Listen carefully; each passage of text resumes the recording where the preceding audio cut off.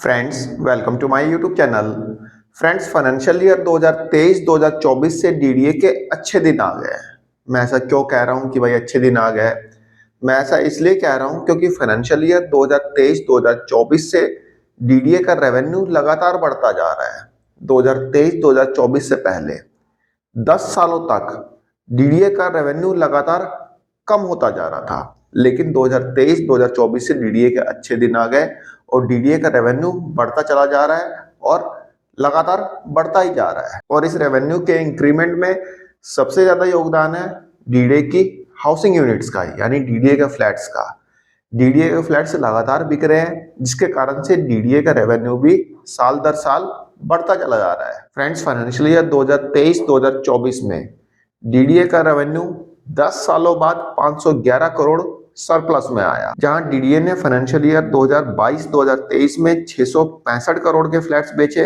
वहीं financial year 2023-2024 में DDA ने 2368 करोड़ के फ्लैट्स बेचे और फाइनेंशियल ईयर 2024-25 में 2963 करोड़ के फ्लैट्स बेचे। अभी फाइनेंशियल ईयर 2025-26 चल ही रहा है और 18 फरवरी तक डीडीए के पास 2165 करोड़ रुपए आ गए, जो कि डीडीए ने फ्लैट्स बेच के कलेक्ट किए हैं। फ्रेंड्स, जब डीडीए का रेवेन्यू लगातार बढ़ रहा है तो जायज सी बात है कि डीडीए का बजट भी बढ़ेगा। तो फाइनेंशियल ईयर 2026-27 के लिए डीडीए ने अपना बजट जो है 71% तक बढ़ा दिया है। जी हाँ फ्रेंड्स, 71% डीडीए ने अपना बजट बढ़ा दिया है। अभी दिल्ली के एलजी मिस्टर वीके सक्सेना की अध्यक्षता में हुई डीडीए मीटिंग में डीडीए का बजट को पिछले साल की तुलना में 71% बढ़ा दिया गया है, जहां फाइनेंशियल ईयर 2025-26 में डीडीए का बजट 8,720 करोड़ था। वहीं इस बार मतलब फाइनेंशियल ईयर 2026-27 में डीडीए का बजट लगभग 15,000 करोड़ रुका है। फ्रेंड्स, डीडीए की इस मीटिंग में कुछ इंपॉर्टेंट डिसीजन भी लिए गए।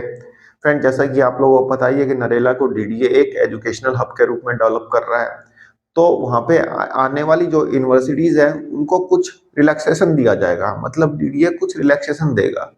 अब रिलैक्सेशन किस सेंस में देगा फ्रेंड? जैसे कि पेमेंट में यदि देरी होती है तो डीडीए उनसे इंटरेस्ट चार्ज नहीं करेगा। ठीक है, तो ये इस टाइप का मतलब रिलैक्सेशन डीडीए देगा वहां पे आने वाली यूनिवर्सिटीज को। इसके अलावा डीडीए जो है अटल कैंटीन दिल्ली में खुल रही है, 5 रुपए में भरपेट खाना, जो कि दिल्ली सरकार खोल रही है। तो दिल्ली सरकार को अटल कैंटीन के लिए डीडीए लैंड प्रोवाइड कराएगा 9 सालों के लिए, 1 रुपए पर ईयर के हिसाब से। मतलब कि दिल्ली सरकार को डीडीए को एक अटल कैंटीन के लिए 1 रुपया 1 साल का देना होगा, यानी 9 साल का सिर्फ 9 रुपया देना होगा।